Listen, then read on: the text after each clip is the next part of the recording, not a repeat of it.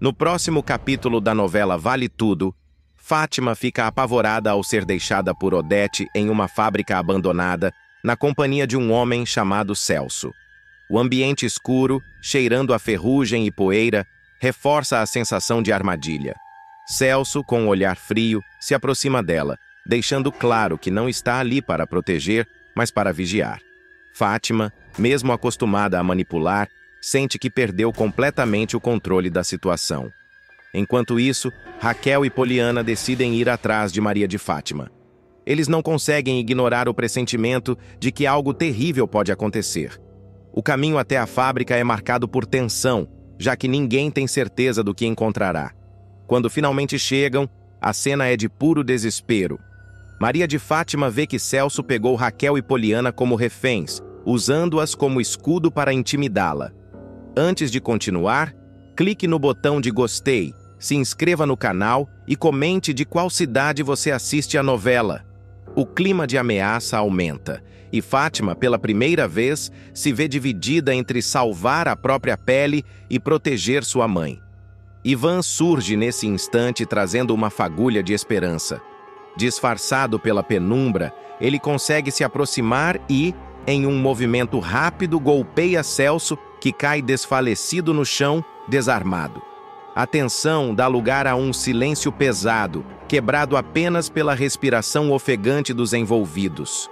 Paralelamente, Celina encontra a carta de Heleninha na galeria. As palavras trêmulas escritas pela sobrinha revelam um estado de desespero profundo. Celina, aflita, deduz que Heleninha pode atentar contra a própria vida. Sem perder tempo, ela decide procurar ajuda, consciente de que cada minuto pode ser decisivo. Enquanto tudo isso acontece, André sente ciúmes de Aldeide ao vê-la conversando com outro homem no restaurante.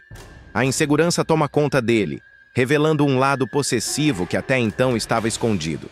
Esse ciúme será combustível para novos conflitos, mostrando que nem todos os perigos estão apenas na escuridão da fábrica abandonada, mas também no coração humano, onde a paixão pode se transformar em veneno. Maria de Fátima vai levar mais uma surra de Solange. Isso porque Fátima, já com a barriga grande, prestes a ter o filho, entrará sorrateira no quarto do hospital onde Solange estará internada após dar à luz os gêmeos. O ambiente, ainda impregnado com o cheiro de éter e calmantes, ficará carregado de tensão no instante em que a vilã abrir a porta. Solange, ainda fragilizada pelo parto da noite anterior, com os cabelos desgrenhados e o corpo dolorido, será pega de surpresa com a presença da rival. Tudo começará quando Fátima, devastada com a derrocada da sua vida glamurosa, perceber que não tem mais de onde arrancar dinheiro. Sua imagem, que ela tentou erguer com tanto esforço e golpes, estará em ruínas. Os antigos aliados terão se afastado, as portas estarão se fechando uma a uma, e até mesmo os bajuladores que antes a cercavam já não aparecerão mais. Desesperada, ela decidirá dar mais uma cartada em Afonso, acreditando que, com lágrimas falsas e uma encenação bem montada, poderá reverter a situação. A vilã aparecerá de surpresa no escritório do empresário. Com a voz mansa, fingindo humildade, pedirá para conversar. Afonso, eu só quero alguns minutos. A gente passou quase 2 anos juntos. Eu sei que errei, mas ainda temos pendências, e eu preciso pedir desculpas. Mas Afonso, já vacinado contra as manipulações da ex, não perderá tempo com rodeios. Ele se levantará da cadeira, olhos faiscando de raiva, e cortará a fala dela sem piedade. Fátima, você não tem vergonha nessa sua cara de vagabunda? Sua piranha! O que você está fazendo aqui na minha sala? Eu já falei que não quero mais ver você nem pintada de ouro na minha frente, sua ordinária. A tensão tomará conta do ambiente. Fátima ficará atônita, ainda com a mão pousada na barriga de grávida, tentando se recompor. Mas antes que possa reagir, 2 seguranças, a mando de Afonso, surgirão na porta e a expulsarão com brutalidade. Ela sairá humilhada, arrastada pelos braços, enquanto Afonso apenas dirá: levem essa desgraçada daqui antes que eu perca a cabeça. Humilhada, cuspindo fogo e sentindo-se rejeitada mais uma vez, Fátima jurará vingança. E decidirá que sua próxima vítima será Solange, a mulher que ela nunca suportou e que agora, para ela, simboliza o triunfo que perdeu. No dia seguinte, quando todos comemoravam o nascimento dos bebês de Solange, Fátima retornará ao hospital. Fingindo ser apenas mais uma visitante, ela conseguirá driblar a segurança e entrará no quarto. Mas, diferente das outras vezes, não será apenas com insultos. Fátima carregará escondida uma faca de cozinha enrolada num pano dentro da bolsa. Ela se aproximará do leito, onde Solange dormirá exausta, e ficará por alguns segundos apenas observando a rival. O olhar dela será de puro ódio. "Agora você vai pagar, sua santinha de Araque! Vai pagar por tudo!" sussurrará, apertando a faca.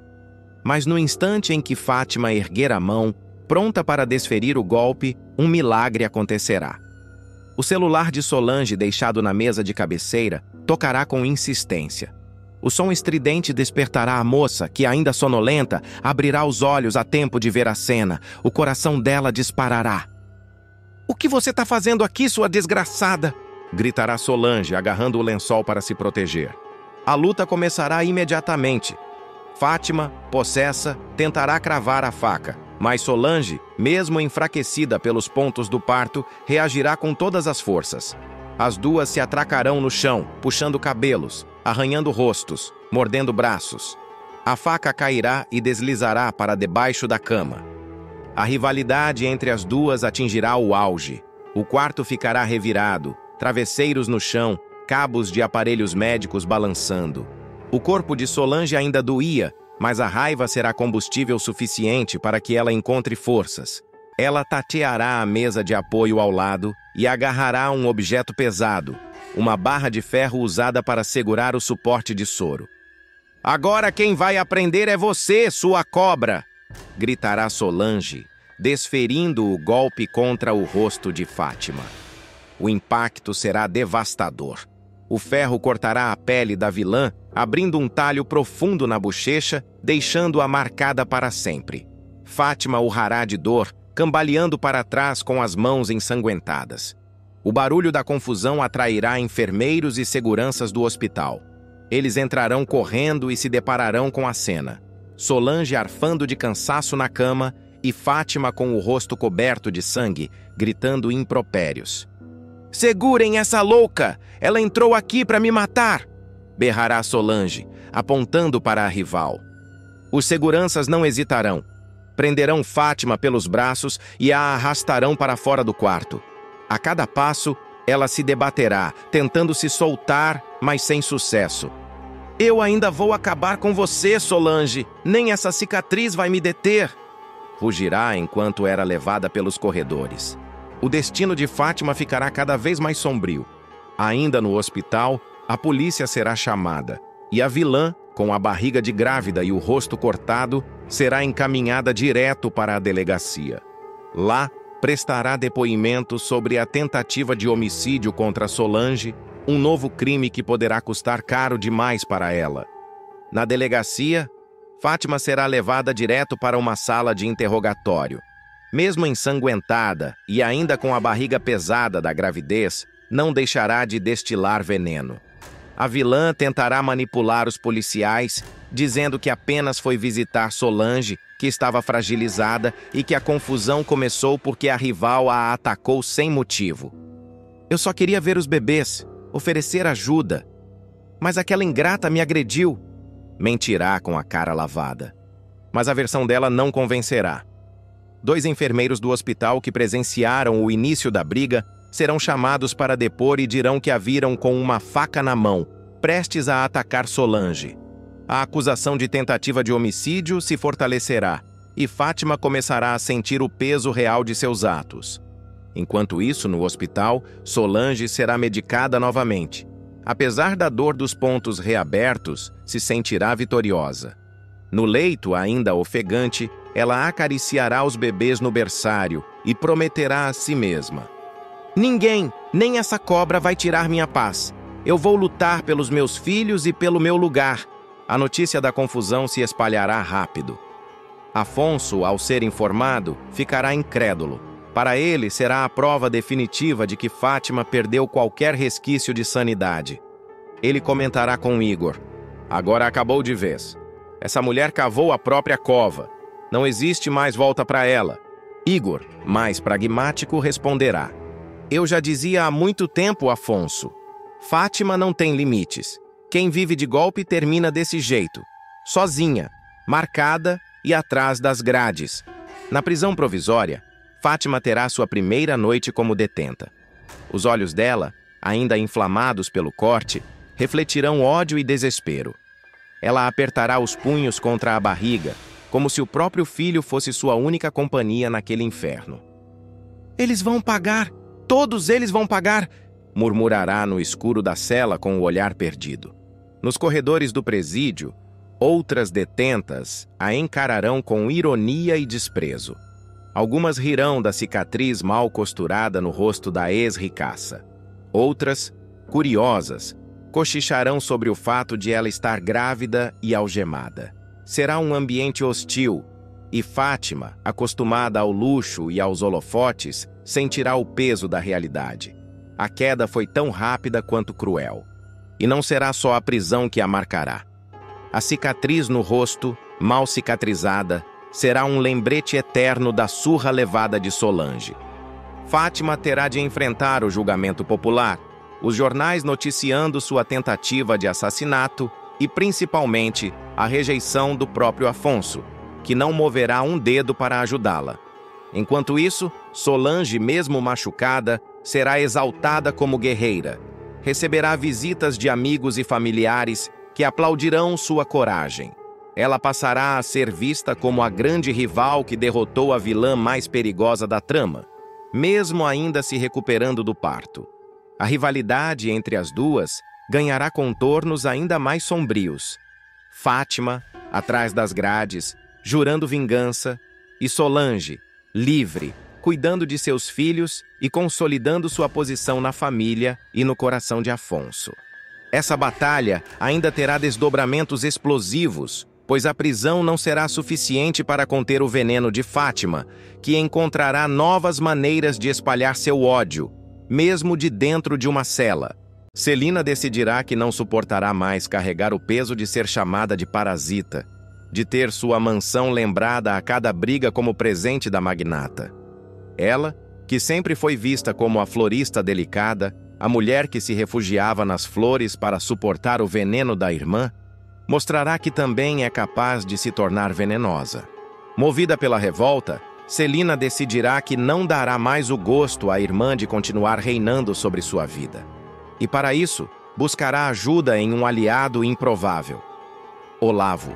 Sim, o mesmo homem que um dia foi seu amor, que carregou mágoas, ressentimentos e distância, mas que ainda guarda em si uma chama de cumplicidade que ninguém imaginaria reacender.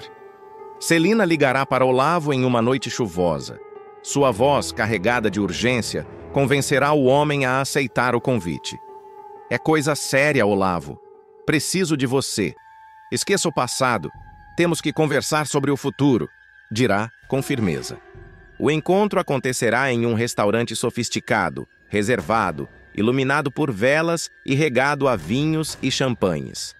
Tudo pago por Celina, que dessa vez mostrará que está no controle. O clima, inicialmente nostálgico, logo se transformará em uma confissão.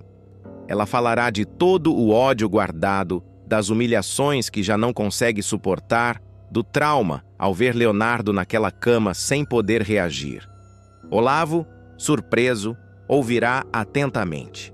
Ele já sabia da volta de Leonardo, mas não imaginava que a dor de Celina fosse tão profunda. Mas, Celina, o que você está pensando? Nós não temos nada que possamos fazer contra Odete, tentará argumentar. É então que a florista mostrará sua face mais sombria. É isso que quero te dizer. Quero convocar você para acabar com isso de uma vez por todas. Para que eu possa respirar, para que a minha família tenha um novo caminho. Para que a sombra de Odete não exista mais. Olavo ficará dividido. Ele não é inocente, mas também não é um assassino frio. No entanto, a dor compartilhada com Celina, a sensação de ser manipulado por Odete no passado, farão com que ele aceite entrar no plano. Ele será o cúmplice perfeito, porque ninguém jamais desconfiaria dele. O casal de conspiradores marcará o dia. Celina estudará os horários da irmã, os compromissos, as brechas na segurança. A cada detalhe, ela se mostrará mais calculista, mais determinada.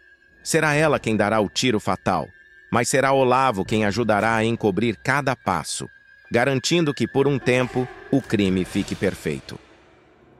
Após a morte de Odete, a novela mergulhará em capítulos tensos, com investigações intensas, testemunhos contraditórios, pistas falsas e suspeitas recaindo sobre quase todos os personagens.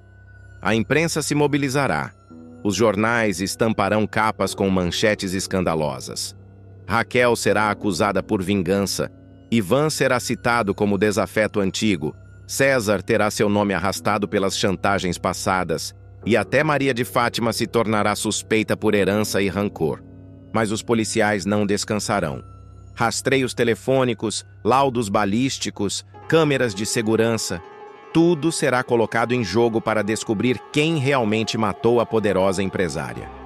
Um telefonema de Celina para Olavo, feito na noite do crime. A gravação mostrará claramente o encontro marcado, a localização rastreada, a conspiração revelada. Celina será desmascarada diante de todos. Sua prisão será exibida em cenas emocionantes, com a florista algemada, mas com um olhar frio, quase satisfeito, como quem diz, valeu a pena. A sociedade ficará em choque. A irmã doce, que vivia à sombra da poderosa Odete, será agora a responsável por sua queda definitiva.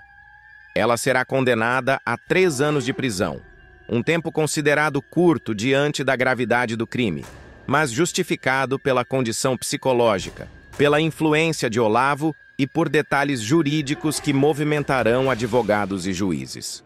Já Olavo, por não ter puxado o gatilho, cumprirá apenas 1 ano de detenção e logo estará livre. No tribunal, Celina enfrentará os olhares de todos. O ambiente estará lotado, jornalistas disputando espaço para capturar cada gesto, cada palavra. A tensão será cortada pela voz do juiz, que lerá a sentença com frieza, enquanto flashes de câmeras iluminam o rosto abatido de Celina. Durante o julgamento, a promotoria apresentará provas devastadoras. A ligação telefônica, o laudo de balística, testemunhas que viram Celina rondando a mansão de Odete naquela noite fatídica. A defesa, por sua vez, tentará apelar para a condição emocional da ré, lembrando das humilhações, do desequilíbrio psicológico, da pressão de viver sob a tirania de Odete. Olavo também será chamado para depor.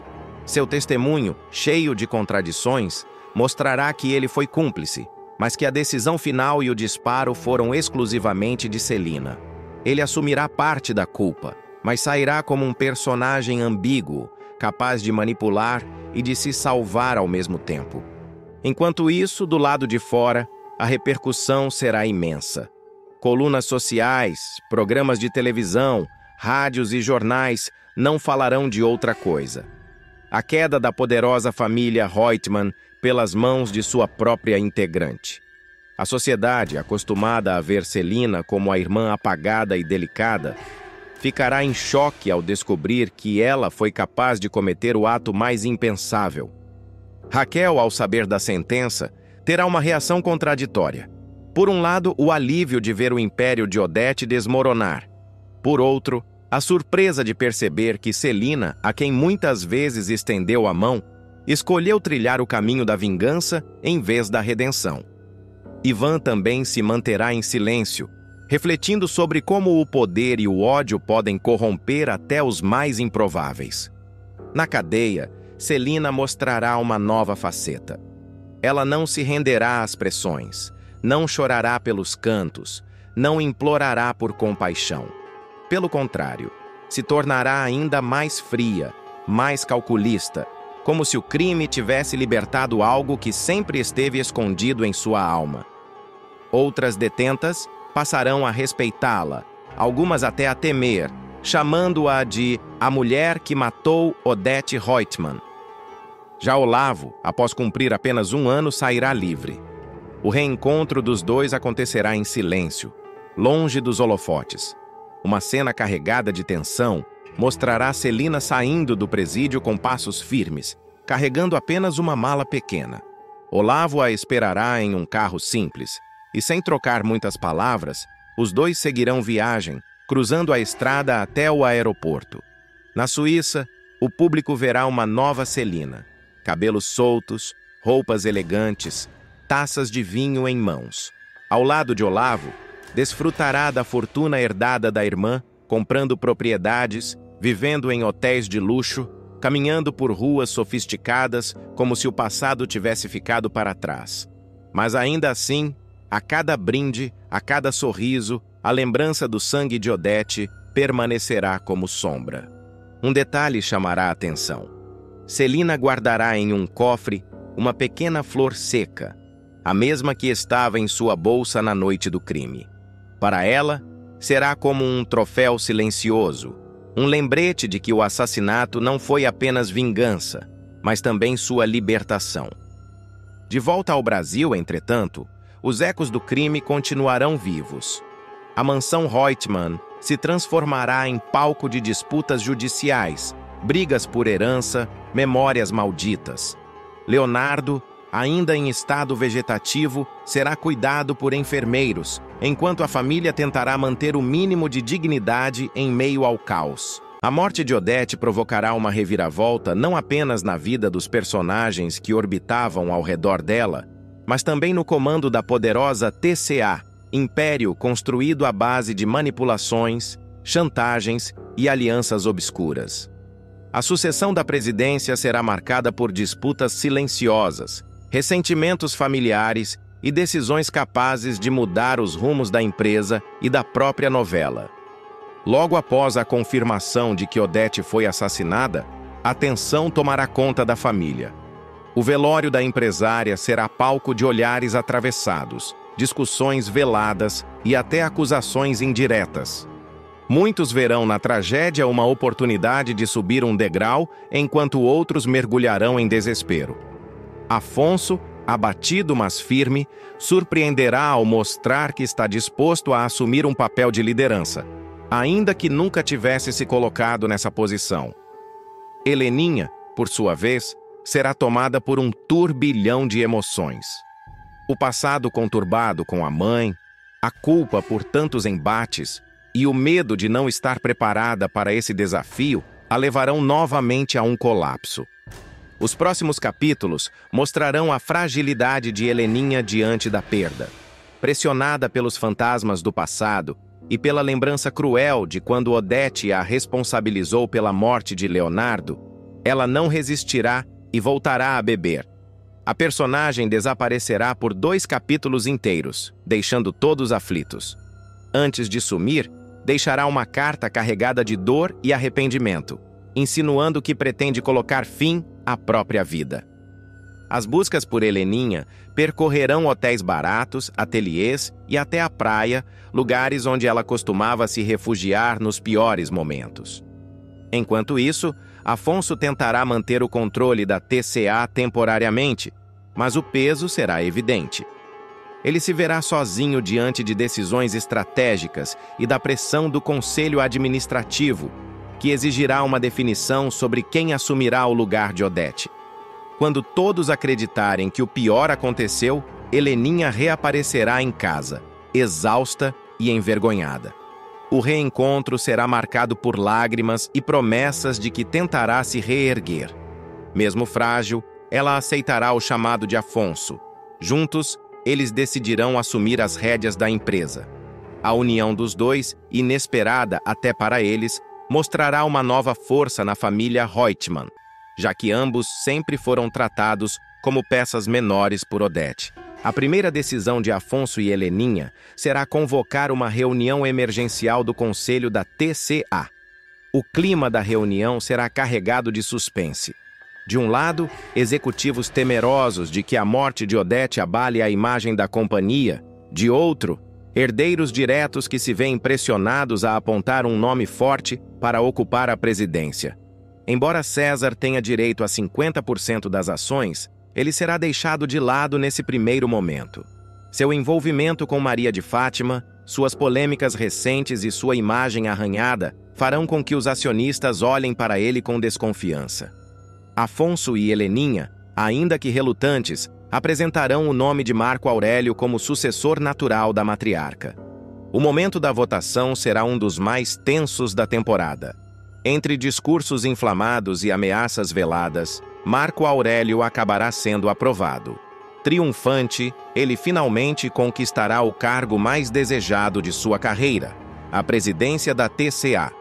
Para o executivo corrupto, será a consagração de anos de manipulações, jogos duplos e lealdade estratégica a Odete. Sua chegada ao topo, no entanto, trará uma nova fase de ambições desenfreadas.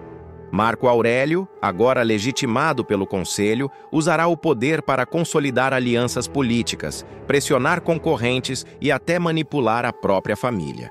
A soberba ficará ainda mais evidente, e o personagem revelará facetas que nem mesmo Odete tinha deixado transparecer. Enquanto isso, César ficará enfurecido ao perceber que foi preterido. Sentindo-se traído, ele buscará meios de reverter a decisão, cogitando até recorrer judicialmente. Maria de Fátima, por sua vez, tentará usar essa nova configuração para se aproximar ainda mais do rapaz, enxergando nele uma porta de entrada para continuar disputando espaço no Império Reutemann. Mesmo após a decisão, Heleninha continuará lutando contra seus demônios. A presidência da TCA ficará nas mãos de Marco Aurélio, mas a pressão sobre ela e Afonso só aumentará. O irmão, mais racional, tentará manter a família unida, mas também começará a sentir o peso de carregar um sobrenome marcado por tragédias. Em momentos íntimos, Afonso confessará que teme repetir os mesmos erros da mãe. Já Heleninha, em crises de consciência, dirá que se sente usada até depois da morte de Odete, como se estivesse apenas cumprindo um papel que nunca quis desempenhar. A relação dos dois, porém, se fortalecerá. A dor compartilhada se transformará em elo de resistência diante dos inimigos externos. O choque entre Afonso e Marco Aurélio será inevitável. De um lado, o idealismo de Afonso, que sonha em transformar a TCA em uma empresa mais transparente e ética. Do outro, a ambição sem limites de Marco Aurélio, disposto a vender princípios em nome do lucro. As primeiras reuniões em conjunto já indicarão que esse embate será longo e devastador. Enquanto Afonso tentará propor novos rumos, Marco Aurélio o ridicularizará, afirmando que o jovem não entende nada do mundo dos negócios. O público verá nascer aí uma rivalidade que pode se tornar tão explosiva quanto a de Raquel e Odete. Com Marco Aurélio no topo, a TCA começará a passar por mudanças radicais. O executivo anunciará um plano ousado de expansão internacional, prometendo abrir filiais em outros países, ampliar as rotas da companhia aérea e conquistar novos mercados. O discurso aparentemente visionário servirá também como máscara para operações ilícitas, já que ele usará contratos inflados e empresas fantasmas para desviar dinheiro. O conselho aplaudirá de pé, mas nos bastidores surgirão murmúrios de insatisfação. Afonso, cada vez mais atento, começará a notar incongruências nos balanços financeiros. Heleninha, apesar de frágil, apoiará o irmão e se mostrará mais vigilante, transformando sua dor em determinação. Enquanto isso, César ficará obcecado em recuperar espaço. A decisão de Afonso e Heleninha de preteri-lo será um golpe duro em seu ego. Tentará articular uma aliança com Maria de Fátima. Ela, sempre disposta a se aproximar de quem tem poder, enxergará no parceiro uma chance de se infiltrar de novo na TCA. Os dois armarão estratégias para minar a imagem de Marco Aurélio. Mas em vez de expor suas falcatruas, eles se aproximarão sorrateiramente, prontos para se beneficiar dos negócios escusos. A relação entre eles, misto de interesse e atração, trará cenas carregadas de tensão erótica e ambição pura. Afonso não aceitará calado. O conflito interno ganhará contornos de guerra silenciosa. De um lado, Marco Aurélio, protegido por sua arrogância e rede de influências. De outro, Afonso, armado com ideais e provas cada vez mais consistentes. Heleninha, apesar de suas recaídas, se revelará peça-chave. Em uma cena emocionante, ela terá um surto no meio de uma reunião, acusando Marco Aurélio de corrupção. A explosão causará constrangimento, mas também levantará suspeitas no conselho. Marco Aurélio, por sua vez, tentará desacreditá-la, alegando que não passa de uma alcoólatra instável. Mesmo morta, Odete continuará pairando sobre todos. Os personagens relembrarão frases, atitudes e humilhações que sofreram pelas mãos dela. Para Marco Aurélio, a memória da ex-sogra será um fardo e, ao mesmo tempo, um incentivo. Ele se enxergará como herdeiro natural do legado dela, prometendo a si mesmo superar a própria mestra em crueldade. Em contrapartida, Afonso e Heleninha sentirão que a sombra da mãe ainda os aprisiona. Em diálogos carregados de emoção, eles confessarão que, apesar da liberdade conquistada com a morte dela, nunca conseguirão se livrar totalmente das marcas deixadas. Os capítulos avançarão mostrando que o Império Reutemann não terá paz. A presidência de Marco Aurélio abrirá um novo ciclo de intrigas, traições e disputas de poder. Afonso e Heleninha, unidos pela primeira vez, se verão obrigados a lutar não só pela memória do sobrenome, mas pela própria sobrevivência dentro da TCA. Milionária, Raquel se livra de Fátima e finalmente chora de alegria. A consagração de Raquel se tornará um dos momentos mais emblemáticos. A mulher que um dia foi humilhada por vender sanduíches na praia chegará ao auge de sua trajetória. Milionária, dona de uma rede de restaurantes consagrada nacionalmente e, acima de tudo, apaixonada. Seu casamento com Ivan será o retrato fiel da vitória após tantas derrotas, lágrimas e injustiças. No entanto, a ausência de Maria de Fátima será notada por todos. A filha ambiciosa, que jamais reconheceu a grandeza e a integridade da mãe, não participará do enlace. Enquanto Raquel caminha para a felicidade, Fátima descerá cada degrau da escada social, provando do sabor amargo da decadência. Grávida sem luxo, sem aliados, ela se tornará atendente de padaria, encostando a barriga pesada no balcão, atendendo clientes com olhar vazio e ressentido, em cenas que reforçarão a ironia cruel do destino.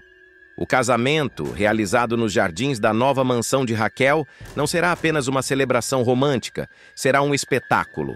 Os convidados, entre eles Aldeide, André, Bartolomeu, Consuelo, Daniela, Eunice, Fernanda, Gilda, Jarbas, Luciano, Lucimar, Marieta, Pascoal, Poliana, Tiago e Vasco, se impressionarão com a sofisticação da festa.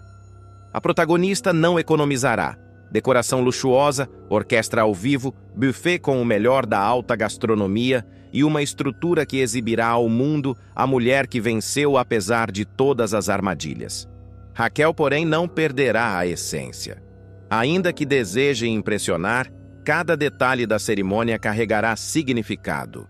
O vestido, desenhado por uma estilista renomada, terá bordados manuais que remetem ao mar de onde ela tirava sustento. As flores escolhidas para o jardim representarão cada etapa de sua caminhada. E no altar, ao dizer sim para Ivan, Raquel finalmente desabará em lágrimas de felicidade. Um choro que reunirá todas as dores, esperanças e conquistas de sua jornada. Enquanto isso, a câmera da trama acompanhará Fátima em paralelo. Longe da festa, ela enfrentará olhares de desprezo no trabalho, será julgada por colegas e ainda carregará o fardo da solidão. César, o pai da criança, continuará ausente, e o bebê será entregue aos cuidados da avó, uma nova chance para que Raquel exerça o amor que Fátima sempre rejeitou. A imagem será clara. Enquanto a mãe veste-se de noiva, milionária e cercada de afeto, a filha estará atrás de um balcão, anônima, com uniforme amassado e futuro incerto. Mas a festa de Raquel não se resumirá ao casamento. Será também a coroação de Ivan. Consolidado em sua empresa, agora líder respeitado no mercado, ele se tornará não apenas o grande amor da protagonista, mas também seu parceiro de conquistas. Juntos, formarão o casal símbolo de superação e prosperidade. O público verá cenas em que os dois trocam olhares cúmplices, lembrando os dias difíceis em que enfrentaram a oposição de Odette Reutemann e tantos outros inimigos. A grandiosidade do evento chamará a atenção da imprensa fictícia da novela. Repórteres aparecerão para registrar flashes da noiva chorando, dos brindes emocionados, das danças ao som de música clássica misturada com samba. Um detalhe que mostrará o equilíbrio entre sofisticação e raízes populares. Alguns convidados comentarão, em tom de fofoca, sobre a ausência de Fátima. Uns dirão que ela deveria estar ao lado da mãe. Outros reforçarão que foi melhor assim, pois a presença da vilã poderia estragar a celebração.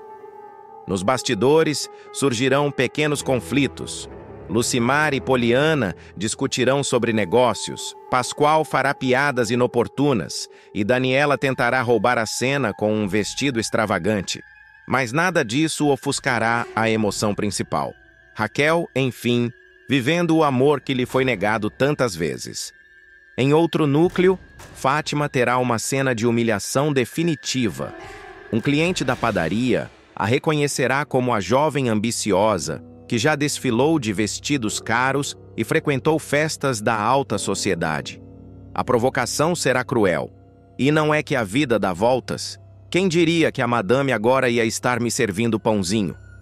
Fátima conterá as lágrimas, mas sua expressão de ódio mostrará que, mesmo derrotada, não desistirá de seus golpes. De volta ao casamento, a festa entrará noite adentro. Ivan e Raquel dançarão sob um céu iluminado por fogos de artifício, abraçados, trocando juras de amor eterno. A câmera mostrará o filho de Fátima no colo de Raquel, símbolo do ciclo que se fecha e se renova. A protagonista beijará a criança na testa, emocionada, como se fosse o presente maior da vida. O público acompanhará em paralelo duas histórias que se cruzam: a consagração da mãe e a queda da filha. E enquanto os convidados aplaudem a noiva, Maria de Fátima continuará sozinha, cercada de silêncio e amargura. Após a consagração no altar, Raquel respirará fundo, sentindo o peso da vitória nos ombros. Mas a festa ainda guardará momentos emocionantes. No discurso, ela agradecerá a todos que estiveram ao seu lado desde os tempos difíceis.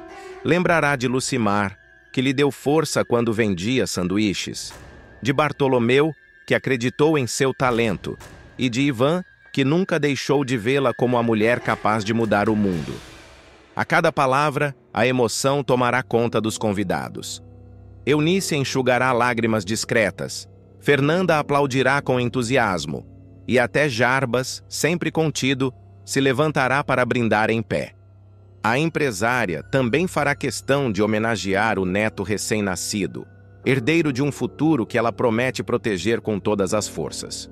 O gesto comoverá até os mais céticos, pois mostrará que, apesar de milionária, Raquel nunca perdeu a capacidade de ser mãe, ainda que a própria filha a tenha renegado. O público verá, nesse instante, a protagonista, enfim, em paz, como se cada pedra do caminho tivesse se transformado em degrau para a consagração. Enquanto isso, em outra parte da cidade, Fátima viverá uma noite amarga. Na padaria, sozinha depois do expediente, ela limpará o balcão com movimentos automáticos. O olhar perdido refletirá a frustração de quem trocou o amor da mãe por ambição desmedida. O rádio do estabelecimento, ligado baixo, tocará uma música romântica que contrastará com seu vazio interior.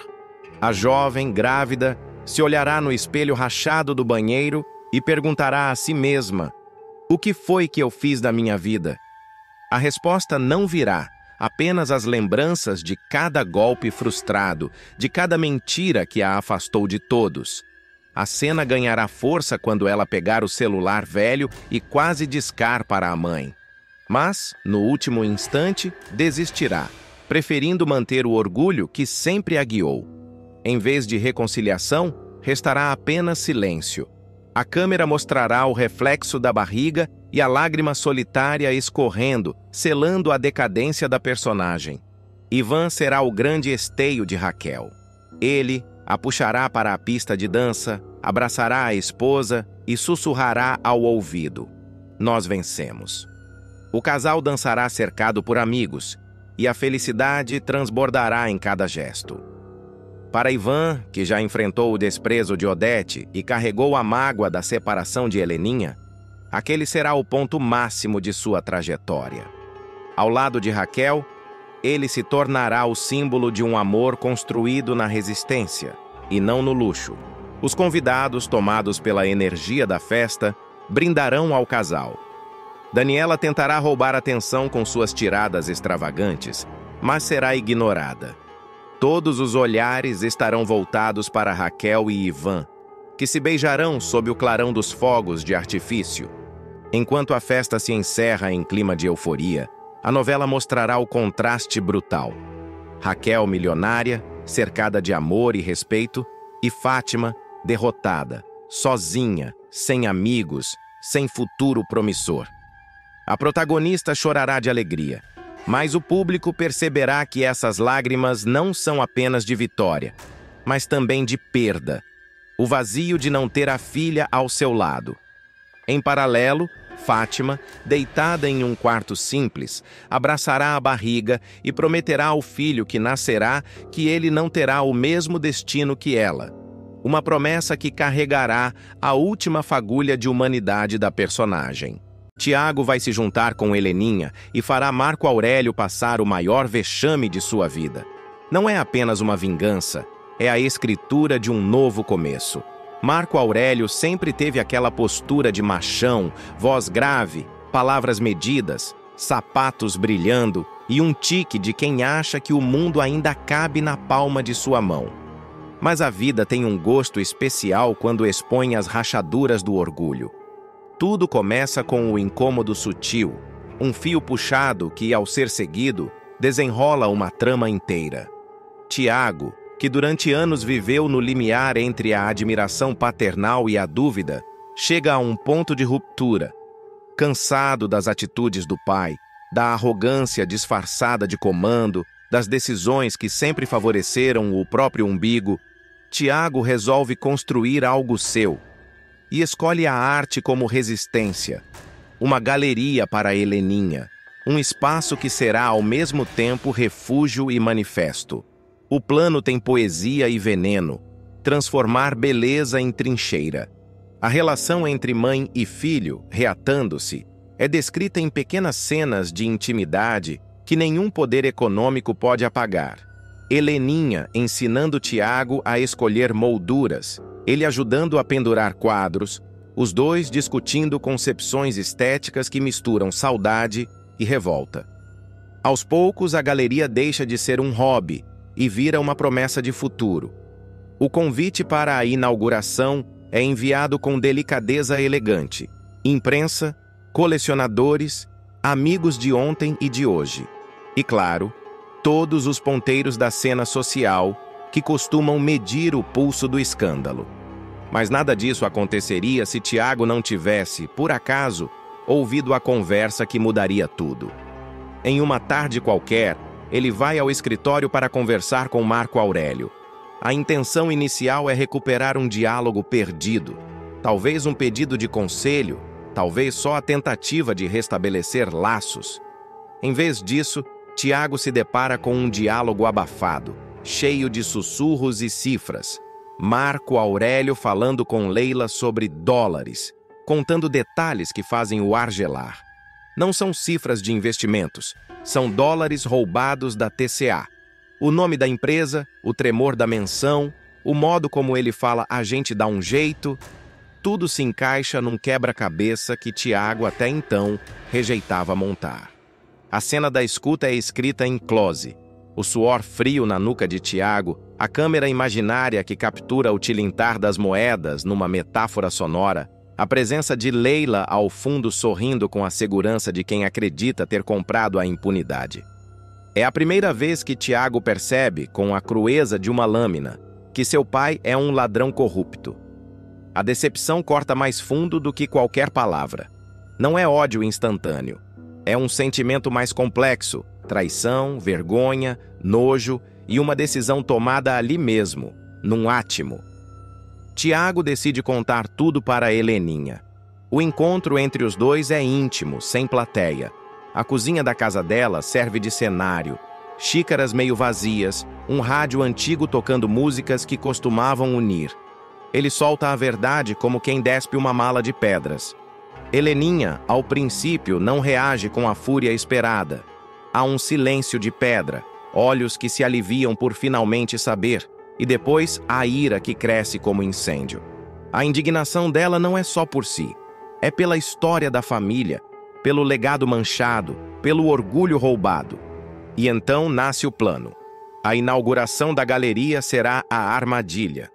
Não por maldade gratuita, mas por justiça performática. Eles não querem apenas acusar em segredo, querem expor o homem que fez do mundo uma extensão de sua vaidade. A inauguração, planejada com requinte e precisão, terá um público selecionado. Colecionadores que gostam de rumor, jornalistas prontos para a manchete, amigos que irão fingir surpresa e muitos sociais que adoram assistir à queda dos grandes. A narrativa da preparação tem sabor de comédia sombria. Heleninha decide o conceito curatorial. Exposições de verdades. Pinturas que representam máscaras caindo. Esculturas que lembram cofres vazios. Instalações que fazem barulho de notas fiscais rasgadas. Tiago cuida da lista de convidados e, discretamente, das provas. Ele não vai apenas gritar, "Meu pai roubou". Ele vai provar. A prova é montada em silêncio. Gravações, extratos, envelopes com números que queimam a reputação. Há cenas do jovem furtivamente copiando arquivos, do computador aberto em noites mal assombradas e do envio de cópias para jornalistas amigos. Tudo com sutileza cirúrgica, porque um golpe mal dado vira mico e eles querem espetáculo, não besteirol. O dia da inauguração chega como um desfile de aparências. A galeria é um labirinto de luz e sombras. As luzes destacam quadros, os quadros destacam olhares, os olhares destacam segredos. Celina está ao lado de Heleninha, elegante e calculista. Uma presença que serve tanto de escudo quanto de provocação. Odete já terá morrido. A morte de Odete é tratamento que deixa o cenário mais dinâmico. Sem a dona do poder absoluto, outros predadores sentem-se à vontade, o que transforma a inauguração num novo capítulo da luta pelo espólio e da recomposição de alianças. Leila aparece entre os convidados, claramente confortável, com um vestido que quer gritar impunidade.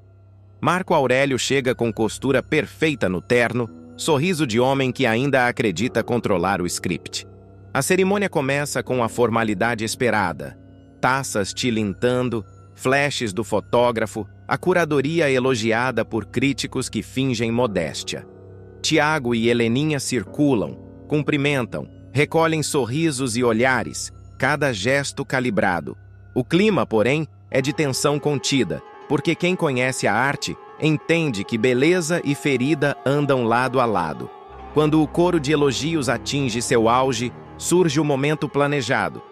Tiago sobe ao palco improvisado, um canto da galeria transformado em pequeno púlpito, com o microfone frio nas mãos e o público rendido. Ele começa com protocolar polidez, mas há uma voz que não finge. "Bom dia, pessoal. Estou aqui falando porque estou muito feliz dessa inauguração, de me reconectar com a minha mãe, depois de tantos anos meio afastado. Eu cresci junto com meu pai e só via minha mãe de vez em quando ia na mansão da tia Celina. Mas tem uma coisa que eu quero falar. É sobre o meu pai, Dr. Marco Aurélio. Eu descobri que ele é o maior corrupto dessa família, porque ele roubou milhares de dólares da empresa. da minha família. E isso não vai ficar assim. Ele terá que devolver cada centavo, pois isso é um direito meu, e ele não vai dividir nada com a Leila. As palavras saem afiadas como lâmpadas que explodem num teatro. No público, um burburinho cresce, sussurros que se transformam em murmúrios, câmeras que buscam o rosto de Marco Aurélio. A montagem do momento é clássica. Close em Tiago, o rosto jovem endurecido por determinação. Close em Heleninha, olhos marejados, lábios apertados. Close em Celina, sobrancelha arqueada como quem já contabiliza perdas e ganhos. E claro, close em Leila, um sorriso que pela primeira vez parece trêmulo. Marco Aurélio, surpreendido, sente a face queimar. Ele tenta reagir com a velha compostura, um leve aceno, um gesto de quem pretende controlar a narrativa. Mas as redes do presencial não perdoam. Alguns convidados tiram o celular, gravações começam a circular, flashes eternizam a expressão de choque do patriarca. A plateia, faminta por espetáculo, divide-se entre quem defende a ordem e quem aplaude a audácia do jovem. Tiago não termina com mera acusação. Ele apresenta indícios. Num gesto que corta o ar, ele chama a atenção para uma tela projetada que exibe, em passos lentos e precisos, partes das gravações. O sussurro entre Marco Aurélio e Leila, a menção aos dólares, o tom cúmplice. A projeção é quase hipnótica. Imagens de notas, conversas sobre offshore, números que dançam na tela. O que antes era boato agora ganha forma, e o que estava escondido sai à luz com a frieza de provas irrefutáveis. Reações em cadeia. Alguns convidados se aproximam como moscas, jornalistas trocam contatos, a segurança ensaia passos enquanto o ar se transforma em palco de tribunal improvisado. Marco Aurélio, pego de surpresa, tenta articular palavras que soam vazias. Sua máscara de macho invencível treme. Ele procura Leila com os olhos, num pedido mudo de socorro. Leila, por sua vez, tenta manter a pose, mas a pose está rachando. Celina se aproxima de Heleninha com um sorriso que mistura piedade e triunfo. Ela sabe que o jogo mudou.